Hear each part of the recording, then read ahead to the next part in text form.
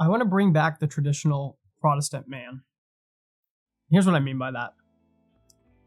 Right now, I would say that I do not identify with the stereotypical Protestant male persona.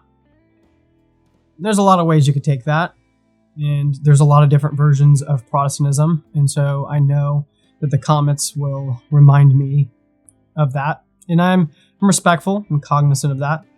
At the same time, there is this persona, there is this stereotype of the modern Protestant man. Maybe I would even go so far as to say that the Protestant boy. And as you get older and you're discovering who you are and who you want to be, the things you identify with and how you want to raise your family, the church that you might go to, you start to come into crossroads of ways that you feel about things and how to overcome them. And I would say that the past year I have had more crossroads of who I am as a man, of the church that I want to attend, the husband, the father that I want to be, all of these things. And I was trying to fit in so much so that I was blending into whatever culture that I was in whatever setting, time period of my life I was in. And so when I lived in California, I lived like a Cali boy. I had long hair, blonde highlights. When I was in a fraternity back in college, I acted like a frat boy. When I was in the non-denominational church, I acted as one of those non-denominational boys. And I always felt out of place, that I need to tamper my personality. And as I've just progressed into really who I am, the way that I think, the things I like to think about, what I'm doing when no one's watching, what a discovery, what a process that is that you get to do as probably, hopefully, a man in your 20s. And here recently, I mean, it's been on public display here on my YouTube channel.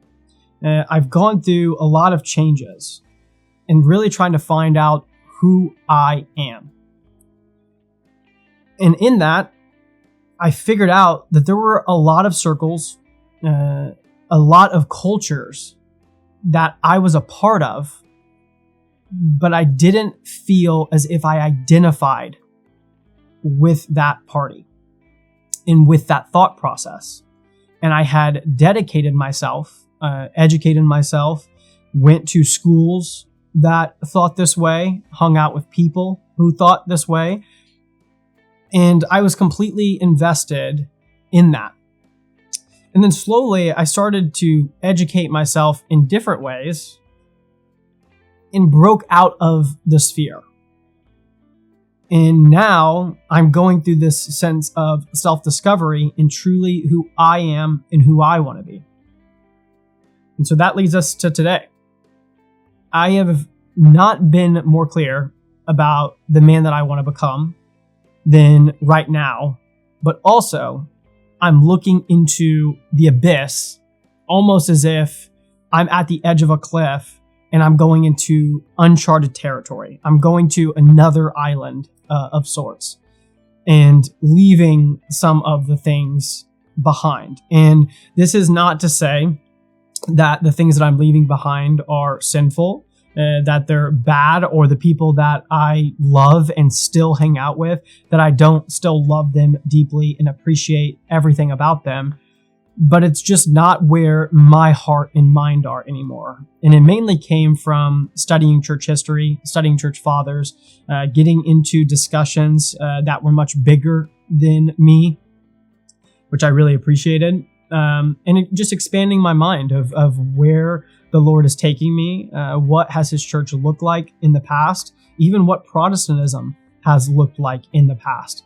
And then also combining with who I am as a man and the things that I truly enjoy and letting myself completely dive into that in a way that's true to me. And so it wasn't anything bad. And there have been some aspects of where I have bashed some of the elements. I've attacked some of the elements of the island that I am now leaving. And I don't want to do that. But instead, I want to create something better. Create something that's more true to me, or maybe not better. Let's find a different word. A different way to approach the problem, in giving an alternative to maybe someone who feels the same way as me. And what's funny is I'm a part of the online conversations, and a lot of people will say, if you care about church history, you care about deep theology, you care about sacraments, or list any traditional topic of conversation in Christianity, then it's only a matter of time before you become Eastern Orthodox or Catholic. And I really did not appreciate that sentiment, because I'm a very proud Protestant, a Protestant man who agrees wholeheartedly with the Protestant Reformation, Protestant theology. I do not believe that there's one true church. I do believe that people are saved in all three camps. We're all a part of the same house. We just happen to be in different rooms, but we dwell together. We are going to be in heaven together. And so I was a proud Protestant. But the things that I like what I've talked about, but also the external things that I really enjoy. And so dressing nice, caring about your appearance, seeing the reverence of the Lord in our churches. So caring about architecture, caring about the things that are actually external to us. Sometimes in the Protestant church, we get so focused on the internal and the individual that we forget to see that the external does matter. Also, how you come off, the masculinity that you choose to display, that all matters. Who you are as a man, the strength and the boldness, the way you communicate, articulation, having masculine hobbies, knowing how to protect your wife and children.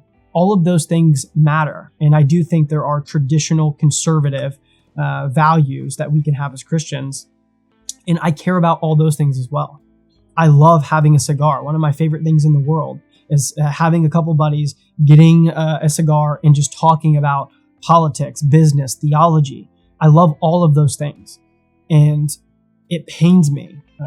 It makes me so sad that the only really version or culture of that just comes from potentially Catholic or Orthodox or very traditional conservative pockets of Christianity.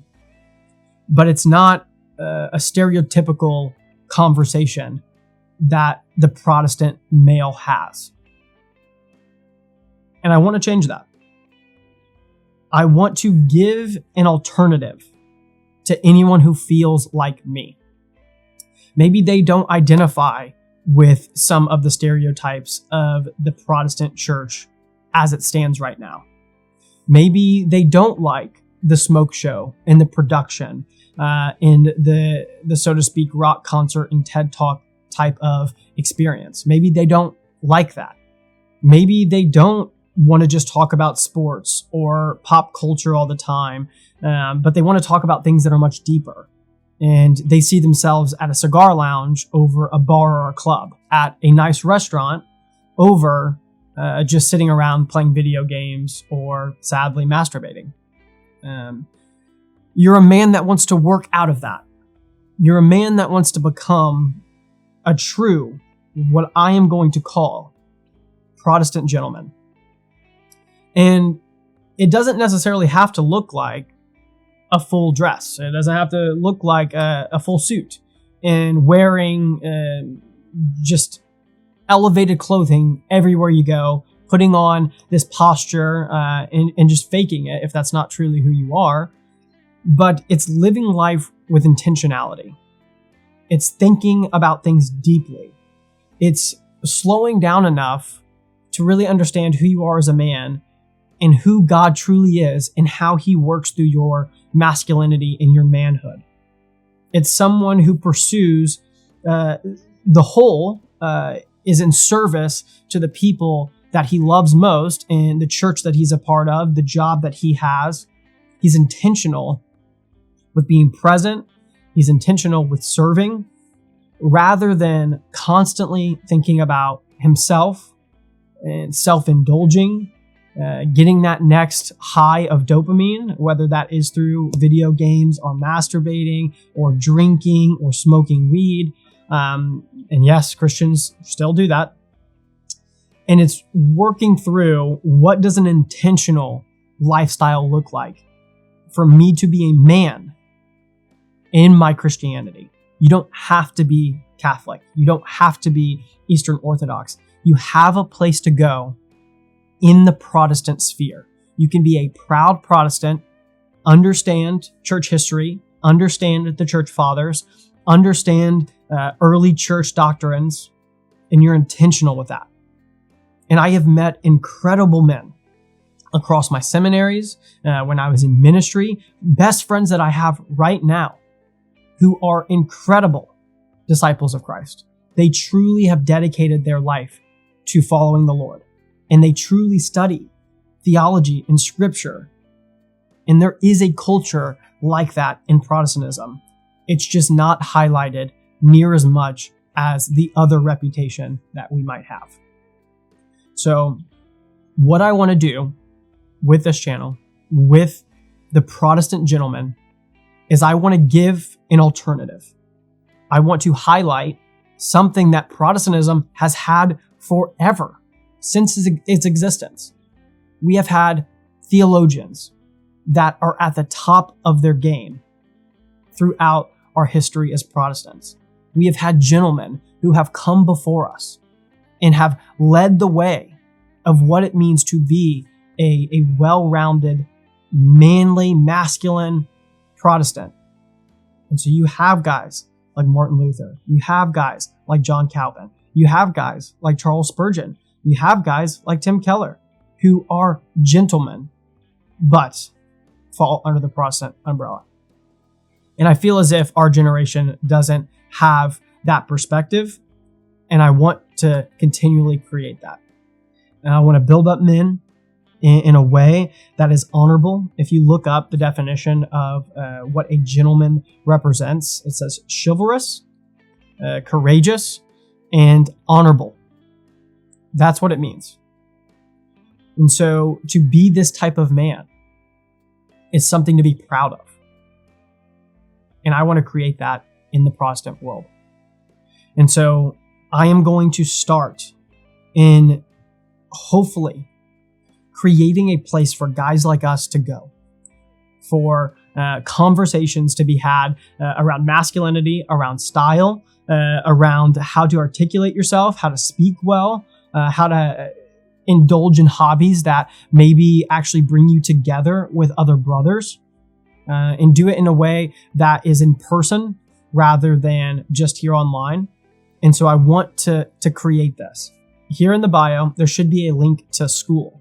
School is a community-based platform where we can go and we could talk more deeply about the ideas of being a gentleman and being more well-rounded in our manhood as Christian brothers in Christ. And I want to slowly start to build that community. And hopefully we can get a vision for people meeting in their own cities, having dinners with one another, and talking about these things. And if you feel this, maybe you're not alone. And I'm so excited to see where this goes, because I know this is what I want. This is what I identify with, and I just don't see it in our culture, in Protestantism. And so I want to create it. Hopefully you will join me in thinking about being a Protestant gentleman.